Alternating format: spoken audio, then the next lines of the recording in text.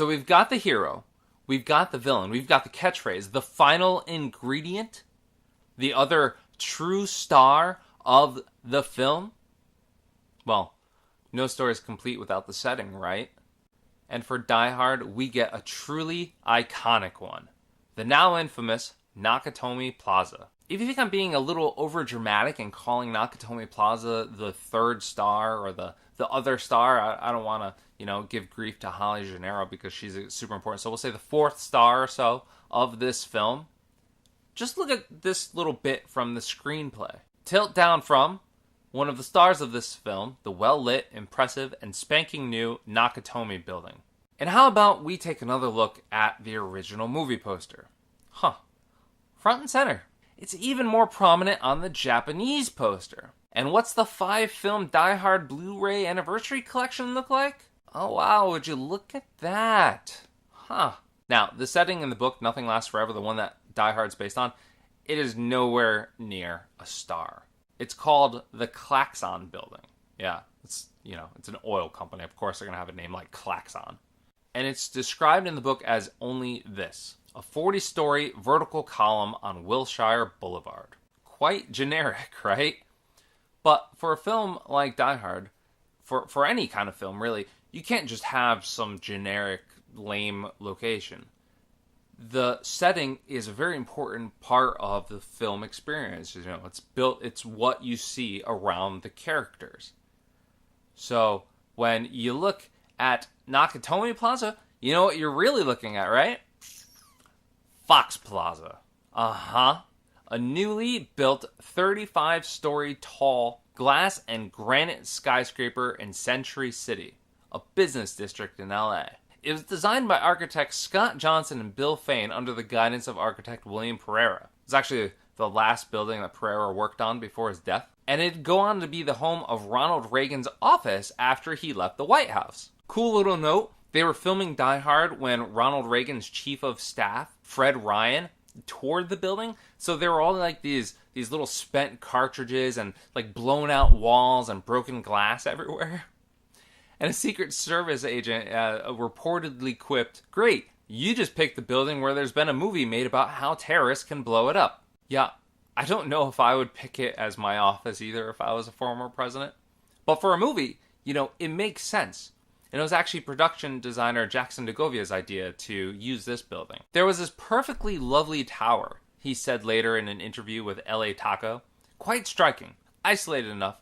It wasn't lost in a forest. It was new, it was up to date, it looked exotic, and there were a lot of empty floors because it wasn't completely inhabited yet. Though from what I gather, Fox really didn't save anything on production costs by using their own building. They actually charged themselves rent to use this building. There were no tax write-offs here. They weren't trying to cover up any of the money, but they're paying themselves, which that's corporate world in a nutshell, right? And you got to figure it wasn't easy filming in a building that was about 75% occupied at the time. You can just imagine them filming in the skyscraper's elevator shaft, which they did. They actually filmed in the skyscraper's elevator shaft. Just imagine how that would have impacted the businesses there.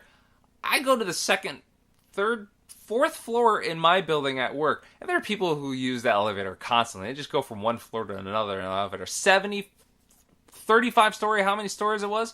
Yeah, that would make an impact on business. And even with them mostly filming at night, John McTiernan had to apologize to a whole bunch of people who were there working late at night, apologizing for, gunshots and explosions and all this fun stuff.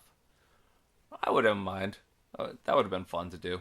And apparently that armored truck scene, the one where it's right outside the building, that one took months of negotiation with Fox to make happen. And the damage to the rails that you kind of see in the movie, still there, still very much present in at the building if you go and visit it.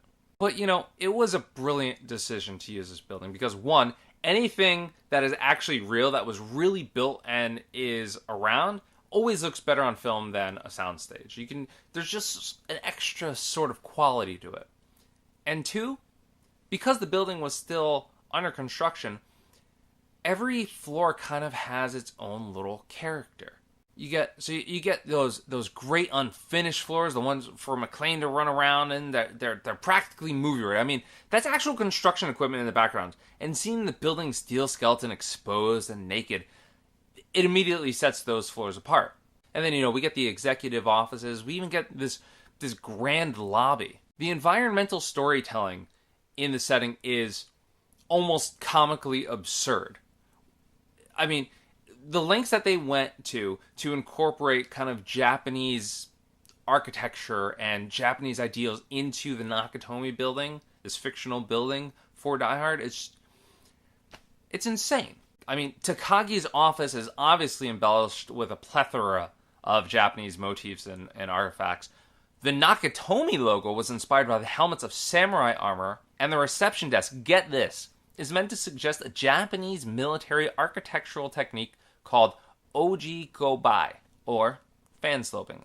But, my personal favorite is the atrium, where the party's at. This wasn't actually built into the building, so if you ever go on a tour there, don't expect to see it. This was actually built in Fox's Studio 15, one of Hollywood's largest studios, at least at the time. I don't know if it still is. I assume it probably still is. And if it looks a little familiar, that was completely intentional, because it's meant to invoke the implications of the Japanese buying up American industries and American culture at the time that this film was made. In this case, Frank Lloyd Wright's Falling Water.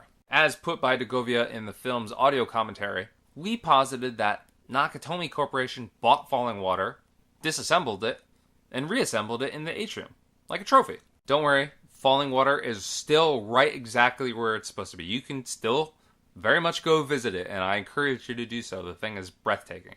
And despite the fact that they seem to have blown up half of Nakatomi Plaza, or, Fox Plaza, you can still go visit that too. That's still very much still standing, still very much in use. I mean, you can go there and check it out, as some members of the press recently did, realizing a lot of it is still exactly the same. Or you can, also look for it in a few other films, including Airheads, Fight Club, Speed, No Man's Land, Lethal Weapon 2, and Tommy Boy.